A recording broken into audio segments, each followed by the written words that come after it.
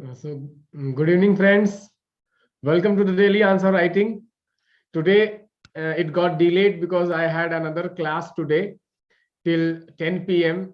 So it got delayed by half an hour. So please forgive me for that. Okay. So today we are going to discuss an important topic which is there in our syllabus. Okay. It is from General Studies paper 3. So let me just share the editorial first with you. So this is the editorial. Okay, this is the editorial. I hope you can see it. It's a very important editorial. Why? Because food processing sector. Okay, food processing sector or food processing is explicitly mentioned in General Studies paper 3. In General Studies paper 3, and if you have observed the trend of questions coming in General Studies paper 3, what you will observe is that every year at least one question will come from food processing sector. Every year one question is going to come from food processing sector. So it is of very high significance. Food processing sector is of very high significance as far as UPSC mains examination GS paper 3 is concerned. So it is very important for you to prepare this topic holistically. It is very important to prepare this topic holistically. So first we'll try to analyze this editorial. Then we will try to frame a question on this editorial, which I have already framed and I have given you in the form of daily practice sheet. Then I'm going to write a model answer for that question. And then what I'm going to do is I will tell you that many of the students are asking me, sir, from where can we prepare some static content? How can we prepare some static content on the topics which you are discussing? Because whatever I am discussing is current affairs. Okay, but how can you build your static knowledge also? So that also I'm going to discuss today briefly. So we all know that food processing sector is an sunrise sector, is a sunrise sector. So sunrise sector, this is very important. This is a key word. See, in your answer writing, you have to use what? Keywords. See, keywords and exact expression, basically what it will do is it will reduce the amount of words which you have to use in your answers. If you use exact expressions, okay, that will give more impact, that will have a more impact on the examiner. Okay, so food processing sector is very important. You need to have some facts. Okay, although this editorial has not mentioned some facts, but we must know some facts about food processing sector. The food processing sector basically 10% of the agri GDP, 10% of the agri GDP, okay, comes from the food processing, So it is very important. At around 1.5% of the entire GDP of the country comes from the food processing, So what is food processing? In simple words, what is food processing? Food processing is nothing but basically value addition to the products of agriculture. Value addition, when we add some value. Okay, for example, we have potato, and when we add value, which means when we make potato into potato chips, okay, that is a value addition, that is called food processing. Okay, food processing. So food processing is very important. Why? Because we are talking about doubling of farmers income, and doubling of farmers income can only happen when the output of farmers increase, whether it in the form of yield or whether it in the form of price realization. So when farmers will basically start processing their output, so they will do value addition. Once they do value addition, they can charge more, So farmers income can only improve if we go for food processing. So food processing is very important for farmers doubling income. So that is very important. So whenever you are given a question on doubling of farmers income, always please bring this dimension of food processing. So let us now try to analyze the editorial. So editorial basically talks about that our population is increasing, India population is increasing, and India is going to be one of the most populous countries of the world, overtaking China by 2030. Okay, the world population is also increasing. So in this context, the challenge of food security becomes very important. And the traditional way in which we are managing the food system will be what? Under strain. When the population will increase, this system will be under strain. So we need to basically revamp the food system. We need to basically create some new system, and this food processing can help us in achieving that. Food processing can help us in achieving that. So it talks about that recently the government of India has come out with what? Production linked incentive scheme for the various sectors, and it has come for food processing sector also, and this is going to boost the food processing sector. And then it talks about various details. Of the schemes which are not very important as far as mains examination is concerned. You see, the kind of questions which will come in the mains examination are very concept oriented. Okay, very concept oriented. They are not going to ask, please explain this small scheme or any scheme. They're not going to ask that. But these schemes are important for answering a very good answer. In suggestions you can make out, you can give out these suggestions. So this talks about that what kind of public infrastructure investment have been done in various countries, and even in India also, where states like Gujarat, Maharashtra, Andhra Pradesh, Uttar Pradesh, okay, these are the states where food processing sector has a little bit progressed, and these are the states where basically the governance standard is good or infrastructure investment is good. Okay, so this goes on to talk about this PLI scheme. Okay, this goes on to talk about PLI scheme, which is not that important. What is important here is that it then goes on to basically discuss one of the most important challenges faced by the food processing sector, and that challenge is basically access to credit. Okay, so before I explain you what is this challenge of access to credit, okay, let me explain to you why this challenge happens. See, most of the sector in the food processing sector, okay, most of the enterprises are unorganized. Okay, you will be surprised to know that more than 90% of the sector, food processing sector, is unorganized, is informal. And we all know that unorganized sector and informal sector, because they cannot offer anything for collateral generally, so they do not get any institutional credit. Okay, they do not get any institutional credit. And we all know that without credit, doing a business is of a huge challenge, which many of the entrepreneurs are unable to do. And the kind of interest rates, okay, which are charged in the non-institutionalized lending are very high, and that sometimes makes these businesses unsustainable in the longer run. So access to credit, access to finance is one of the biggest hurdle as far as food processing sector is concerned. See, few days back we have discussed MSME challenges. In MSME challenges also, if you can recall, I had explained you that access to credit is one of the biggest challenge for MSMEs also. See, any micro enterprise will face challenge in accessing credit. The reason is that institutional financial institutions will not be more willing to basically lend to them, okay, because of the risky investment which it entails. Okay, that is the reason. So here the author suggests for some innovative financing alternatives, which is something called peer-to-peer lending. It talks about peer-to-peer lending.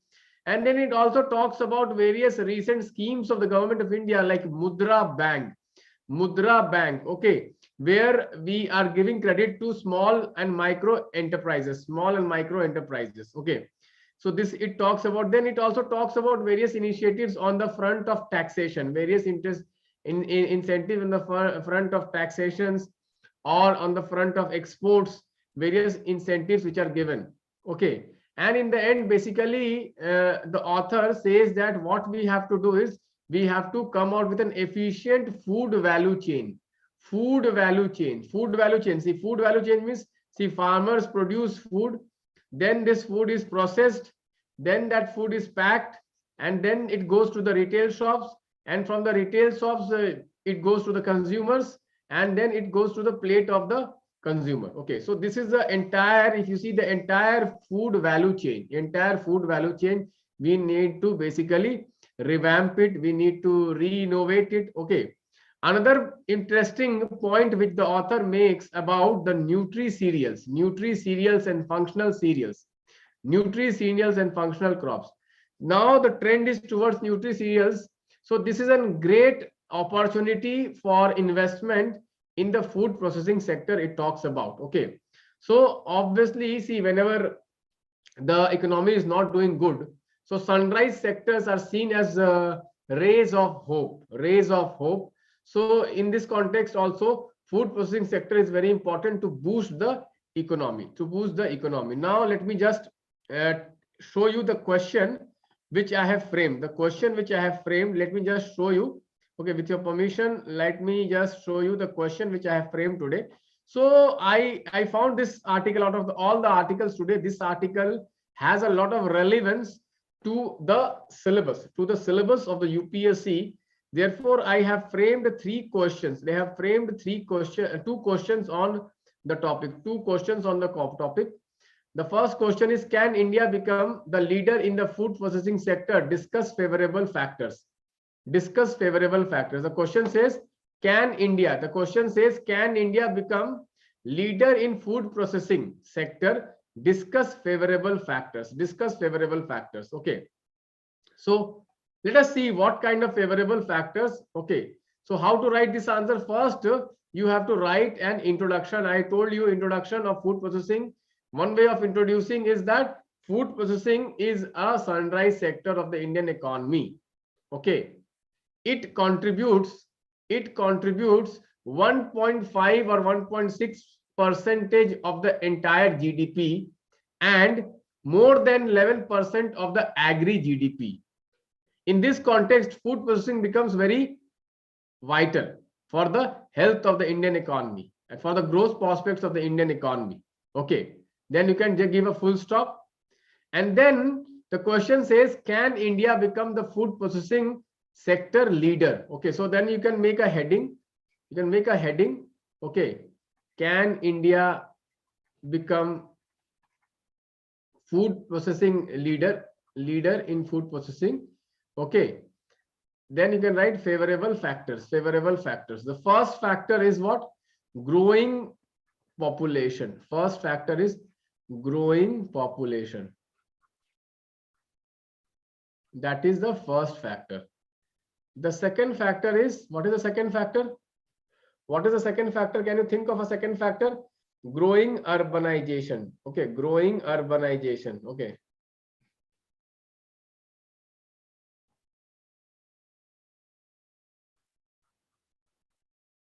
growing urbanization. Okay, third, young population. See, generally we have observed that food processing or processed food is more popular among young population, and we all know that India is one of the youngest nation of the world. The median age is around 27-28.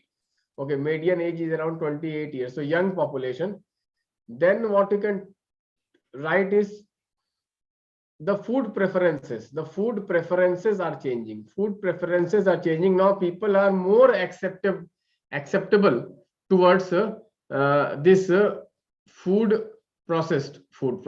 So these are some of the, and then we have agri diversity. Okay, for food processing you need raw materials, na? So we have agri diversity. Okay, we are the largest producer of many crops. Okay, or sometimes we are the second largest producer of many crops. So production is of very high quantity. So these are some of the favorable factors, okay, of food processing in India. But let me tell you, food processing sector also has a lot of challenges. Here I would like to show you. I would like to first briefly tell you the challenges. Okay, what are the challenges in the food processing sector? The article talks about only one challenge, but there are many challenges. The first challenge is, I told you, It is unorganized. It is unorganized. Okay. Second is the infrastructure is poor. Infrastructure is poor. Okay. Okay. Next, as we have discussed in the editorial, finance is a big problem. In finance is a big problem. Then the entire value chain is fragmented. Value chain is fragmented. Okay, fragmented. Okay, then we have problem of cold chains. Okay, we have problem of cold chains. Okay, then we have problems of basically what to say, that phytosanitary measures. Okay, phytosanitary measures. So like that, we can list various challenges, like skill challenge, skill shortage, technology gap. So there are n number of challenges. We can write n number. Now I have written just 8 challenges in front of you. I have written. So if you want to write more challenges, if you want to write more holistic answers, you need to read very good materials. Here I would like to just show you one note which I have made. And this note is called mains master notes. Just see how many challenges I have discussed in the mains master notes. I'll show you, just that you get an idea. That what all I have basically, you see, lack of efficient supply chain, perishable commodities, lower value addition, significant gap in the cold chain capacity, inadequate production and availability of raw material, inadequate linkage of processors, exporters. Then next point is poor credit facility. You see, poor credit facility. See, I have written already in the mains master notes, this topic is here, poor credit facilities. Then labor challenges, marketing and branding, still a big challenge. Marketing and branding is a very big challenge. Big challenge. Okay, bureaucracy, regulations. These are some of the challenges. So you see 15 challenges I have mentioned. 15 challenges. If you are able to write 50% of these also in the exam hall, you are going to top the examination. Take it from me, you are going to top the examination. 8 points. Out of these 15 points, if you write 8 points also, you are going to top the examination. That is what you have to study. That is what the kind of materials you have to study. See, current affairs is just a top-up. Okay, current affairs is like a top-up. When if you eat a pizza, you add some toppings. Current affairs is like that. You get facts, you get context, you get examples. Okay, but the meat of the answer is the static content, is the mains master note. That is the meat of the answer. And if you ignore the meat of the answer, you will not get the marks. So it's my humble request to every one of you, kindly read good content. I'm telling you, if you have prepared static content on each and every topic of the syllabus, proper static content, okay, no one can stop you from qualifying mains. And this I'm not saying like many will talk about, like prepare like this, prepare like that. Okay, I myself have cracked the mains examination, not once, not twice, not thrice, 4 times I have qualified the mains examination. And with that experience, I'm telling you, if you read good static material, if you are going to read, okay, and you are revising it day after day, okay, again, twice, thrice, I can tell you in the exam hall, you will be better than 90% of the candidates. Because 90% of the candidates, what they do, they spend the entire year only reading current affair magazines. They do not study what? The core content. They don't build the concept. They lack the concept. And in the exam hall, they are always short of points. They're always short of content. And that is why they end up getting average marks. Okay. So prepare with a lot of enthusiasm. prepare right content, and before writing, first build the base. Okay, first build the base, and writing and reading has to go together, but reading should come first. Reading should come first, because if you do an answer writing on food processing, and if you don't know the basic points on food processing, what are the challenges, what are the scope of food processing, okay, what are the schemes of food processing, then answer writing will not help you much. Okay, so thank you guys.